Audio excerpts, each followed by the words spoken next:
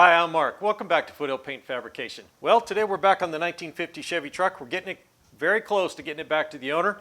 We're going to be installing the door handles, the latch, and the striker today. But before we start installing anything, I want to go over some stuff that you guys are going to do before you even start to try to install. So let's just jump over and take a look at what we're up to.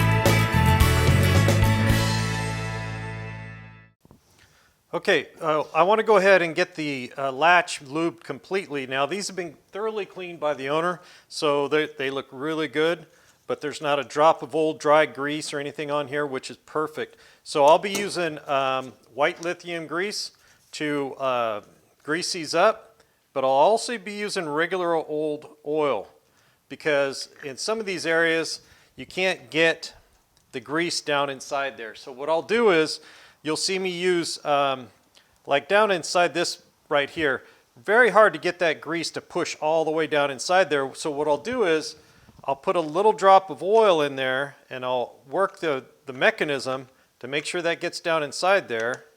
If I get oil to come out, there we go. So then we'll operate these things and get that to pull down inside there, and then I will go ahead and put some white grease over the top of it. That way I know it got some lube in there, and then the white grease kind of wraps around there and holds that oil in and keeps it from, you know, running out or whatever. So we're going to start off by, I want to get the springs, and these springs tend to rust. So, you know, they may not move much, and you guys might think, well, you know, doesn't really need to be greased. But look at your old hinges. You know, the water from the when you wash it or whatever can get down inside here. So you just want to make sure this thing operates really good. The last thing you want is a door handle that doesn't operate properly and sags like you see a lot of them. So I'm going to go through real quick, and we're going to grease up these springs, and then I'm going to locate all the areas I want to get some motor oil first before I put the white grease on. So I'm going to put a little around here. This is where the door handle goes through. We're just going to let that sink in there a little bit, and a little bit on this side, and just let that kind of run down inside those grooves. Then on the latch side, this is the part that sticks out. This pivots right here, so I just want to put a little bit on there, and then down on this side here, and just kind of let that soak in a little bit and run down. And so what that does is it just allows me to make sure that I know everything's getting a nice lubrication before we even get started with the grease. And we get a little bit right here, a little bit right here, and that should do. So now I can start putting grease on everything. I'm going to grab the handle so I can operate this and get everything moving really nice, and then I can see everywhere the grease needs to go.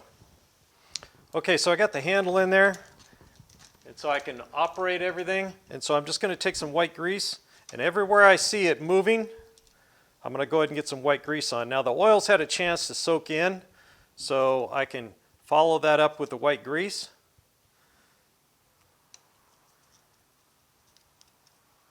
And just get it down inside there real good. You got to make sure you operate the lock mechanism really well. And so I'm going to go through and find every part where it rubs on itself and get some grease on it. It's kind of hard to hold it open and then get the grease with it sprung open, but if you try, I just got it hooked on my wrist right here. That way you know you got it deep down inside there.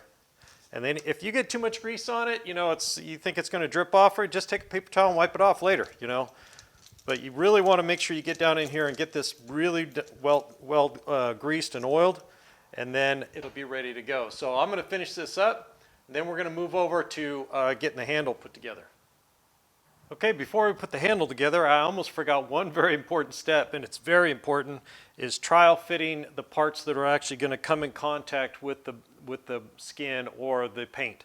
So here's the escutcheon for the door handle, and so this looks like it's been replated. I think the owner had these replated, And so you're going to have a little bit of extra chrome and nickel built up on here. Not to mention, now we have a whole bunch of paint and primer and clear and everything in these holes right here. So we're going to try to make sure this will actually fit down inside there, which it won't. So we're going to need to take a little burr tool and clean this hole out. I'm going to double check this hole. The springs that hold the whole handle together go through there. And then the 1/4 20 threaded hole right here, I'm going to run a tap through there to make sure that's good to go. We don't want to be trying to put a handle on and then fighting all this stuff. Now let's say we put this on and I just put the screw in and try to force that in there. Well, chances are, you know, this is, it's not wanting to go in. So it's going to have to force its way in. It could pucker the sheet metal. It could chip the paint out. Anything could happen. So instead of that, we're going to put some tape over this and get a burr tool in there and clean that hole up first. Okay, I got three layers of tape on here, one here, and one here, and here's the hole. And you want to put tape on it. Don't try to freehand it. All we're going to do is you take the burr tool and poke through that tape and then go up and then just do around the perimeter of that hole. But, you know, just in case you slip or something and, you know, if the paint wants to chip, it can't chip with the tape stuck to it. So I just kind of got it pressed in there and we're just going to poke through here.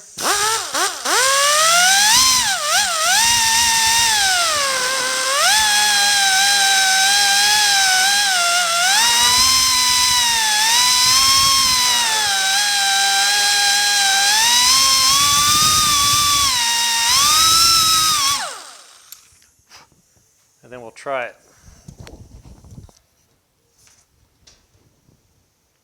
See if it fits. There we go. So now it fits in there, no problem. We'll peel the tape off very carefully.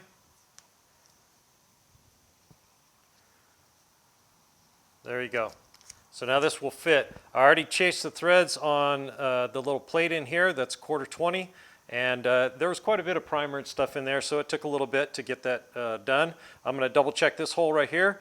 But we need to put the handle together. But before we do that, I want to take some paint, because now we've exposed bare steel right there, and we don't want that to rust and possibly blister right over here. So I'm going to go ahead and get some paint on a brush real quick, and we'll get that touched up. Okay, I've just got some black here. This is single stage. And I got a little brush. I picked these brushes up. They have like, I don't know, 15 pack or 10 pack at Harbor Freight for pretty cheap. And all I'm going to do is just dab it on this all the way around. Just kind of lay it on there and make sure the whole thing gets covered.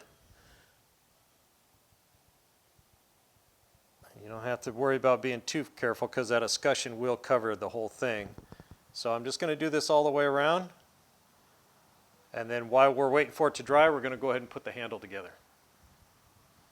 Okay, before we put the handle together, we're going to want to chase these threads as well. These are 1/4 20 threads inside the escutcheon or a bezel, whatever you want to call it here. So I got a 1/4 20 tap here. This isn't a bottoming tap, but it should clean those threads up pretty nicely. I'm going to go ahead and try to get it started by hand.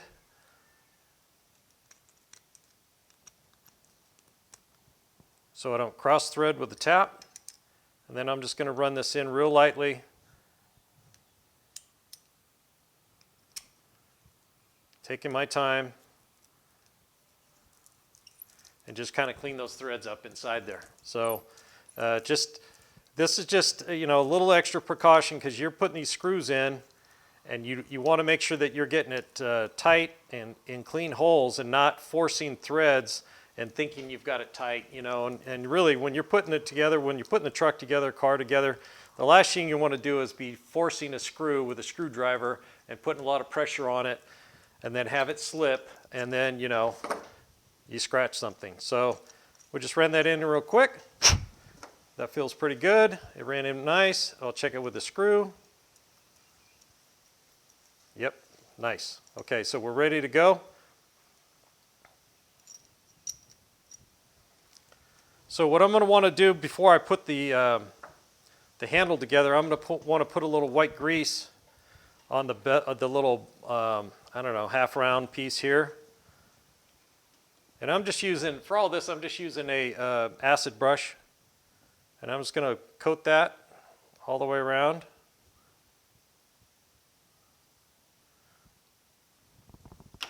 That way when this piece goes on, it's sliding up against there real nice. So then we have to put the springs on, and I'm going to want to grease everything as I put it together. So there's a washer that lays on here, so I'm going to put a little grease down. I'm going to set the washer on. Then I'm going to put the retainer, I'm going to put a little grease, then put the retainer on.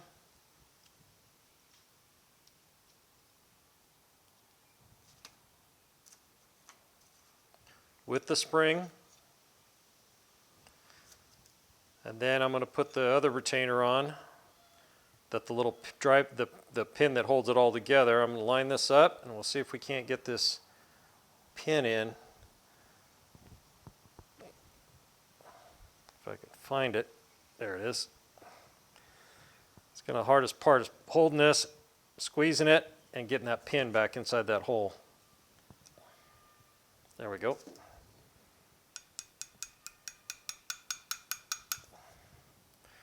Then we just have to push down on the other side so the pin will clear that area and tap it the rest of the way.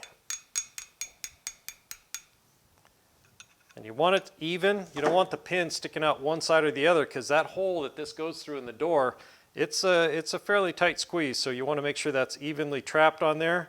And now this is all put together and ready to go on the door. Let me wipe my oily, greasy hands off of everything, and then we'll move over to the door. And we're going to test fit this before we even put the latch in to make sure it's going to fit on there real nice. And then we can put the gaskets on, and then that'll be ready to go once we get the latch in. Okay, getting the latch installed is really straightforward. You know, you got the 3 screws here and 1, so the 3 go on the door jamb side, and then the 1 goes here on the door panel side. So I think the biggest thing on this is using the right screwdriver. So this is, you know, I think I talked about this earlier before in another video. This is a Harbor Freight screwdriver, but I shorted it out. I was doing some work on electrical box. It didn't have the power off, and I arced the tip a little bit. So I had to grind it down, and it turned out to be a good thing because now it's nice and fat, and it fits in these big screws they have on these things really tight. So that fits in there really nicely on these. So sacrificing the screw to the electrical gods actually turned out to be a good thing. So I'm going to pull these screws out, and we're going to get this installed. The only thing I can tell you is go really slow. Now these have starred lock washers on here on the taper. They're tapered, and they'll lock this in really nice, but it will screw up your paint a little bit. They're going to dig in, and it's probably going to chip the paint. So if you're really concerned about that, you can go back later with a really tiny brush and touch that up. But it's really unavoidable, you know, unless you pull those lock washers off, and then chances are, you know, it's still going to pull a little bit and, you know, kind of, you know, screw up the paint. So just touch it up later, and it'll be fine. All right, one of the big things you want to make sure of when you're doing this is have everything you need within arm's reach. You're going to be probably doing it by yourself like I do. And so you're going to want to make sure that, you know, you're not stuck with, you know, your hand inside the door jamb or the door here, and you can't reach the screwdriver, or you can't reach the screws or whatever. And then you're having to pull your arm out and start over. So I always like to make sure I have everything I need close by and ready to go. So we'll get them all in with it loose. I'll just keep my hand up inside there. Make sure it doesn't move. And with these tapered holes stamped in the door jamb here, this hinge can only really go one way. It can only, there's no adjustment on it. It's going to sit where it sits, and that's really all there is to it. So I'm going to go ahead and get these tightened up.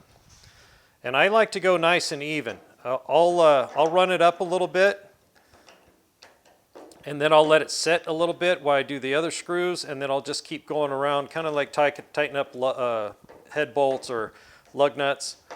You just kind of let it decide where it wants to sit instead of just cranking down, you know, and really going after it. And then when I'm all done, I'll go ahead and go back a little bit later and give a good, nice little torque to it with a wrench and the screwdriver to make sure they're good and tight, and they're not gonna come loose ever.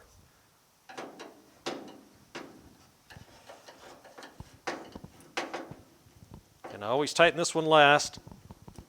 because it's slotted and the depth here may change. These three, they're set. This one, it's slotted and it can go any direction. Okay, so I've got them all snugged up really nicely. Now luckily this screwdriver has a little hex right here. If it didn't, I would just put a pair of vice grips on it. But so I've got a little wrench here, and what I'm going to do is, instead of trying to use twisting force on the handle, I'm just going to use my body weight against the handle, and then I'm just going to tighten these with the wrench. And this gives me a lot more control and allows me to get the screws in nice and straight without the blade slipping off, because I can just focus on pushing in and then just turning with my other hand and watching what I'm doing, because you guys know these flat standard screwdriver slots, they can get worn out and they cannot, and they can slip out real quick on you. So that's looking real good right there. They're nice and tight. I'm happy with that. I'm just going to leave them. I'm going to get this one snugged up a little bit. Okay, let's go ahead and get the handle installed. As you can see, the bezel is fatter on the top than it is on the bottom. It matches the curve. So we're just going to go ahead and put this in. And you got to kind of index it into the latch, but since there's two different plates in there, I'll have to reach my hand around to do it. Since there's two different plates in there, those two little square holes aren't lined up. So you kind of have to jiggle it a little bit and keep pushing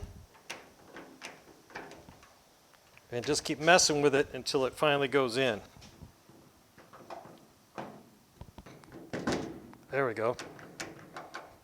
Okay, just took messing around to get it in. So handle's on. Now all I have to do is put the screws on. So the factory screws were these, I forget what the style is called, with the kind of a square hole in it. But these just look like plain steel and they're rusted, and actually they didn't all match. So one screw was totally wrong. It was just a round-headed screw. So I went down to the hardware store and got some stainless steel. These are 1/4-20 stainless Phillips head by 5/8 long. And that's just the exact same length as the original. So one's going to go through here into a tapered hole, and then the other one is going to go through from the escutcheon or the bezel in that way into the plate. So let's go ahead and get that outside one done first. We'll just rotate the handle down and get that one in.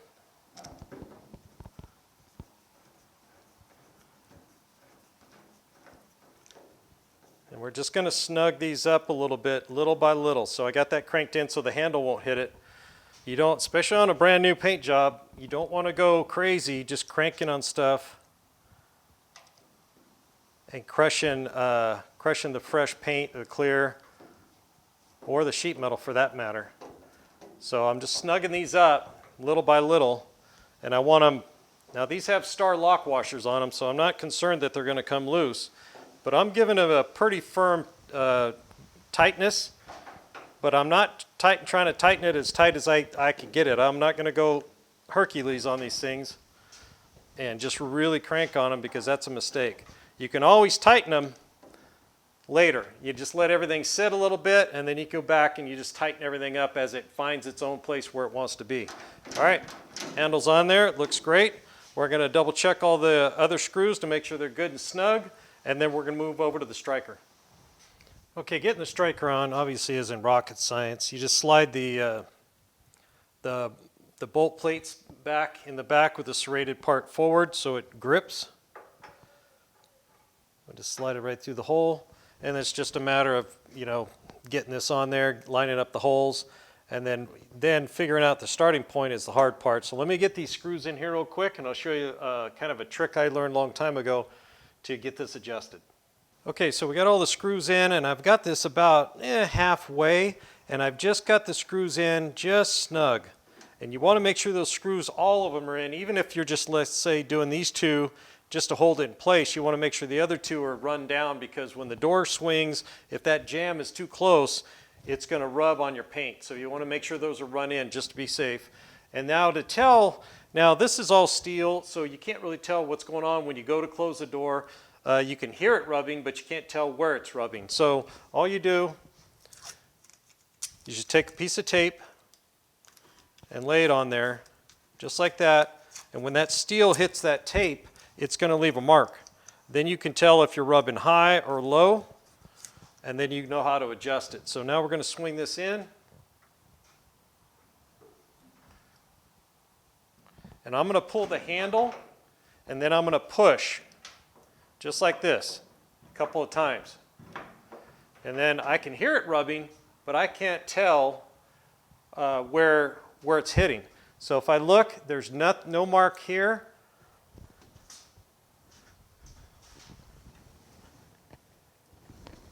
But there's a mark on this one. So that means it's a little too low, because if anything, it should kind of rub just a little bit on this. And by pulling the handle, the safety pulls up out of the way, so it's actually the striker part that's underneath that comes in, because you really want it to come in clean and not rubbing. So now we need to go up. I'll just keep my hand on there so I can feel how much I'm going up. Sometimes you have to jiggle it a little bit. Then we'll just snug these back up and we'll try it again. I'll have to put a fresh piece of tape on the top.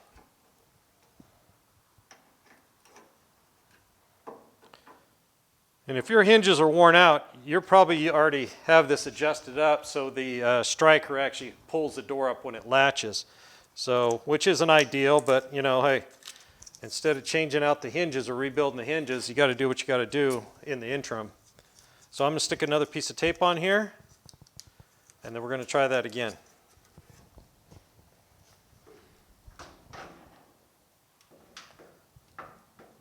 Okay, it's not hitting at all now, so that's a good thing. So that means we're hitting dead center.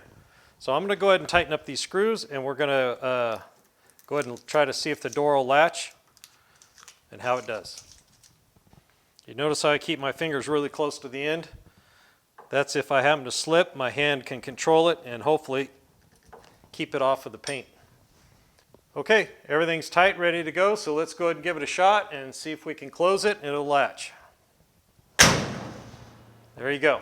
So when I open, I can hear the safety, the latch releasing, and it sounds kind of a little funky. So I'm going to double check it and see if we're hitting anywhere. And it doesn't look like it, so we're looking good. We're not rubbing on the paint anywhere or anything like that, so it all looks good. I'm going to double check these screws and make sure they're tight. I'm going to double check the latch screws, and then that'll be about it. So that shuts pretty nice. Now these weather strips are still brand new.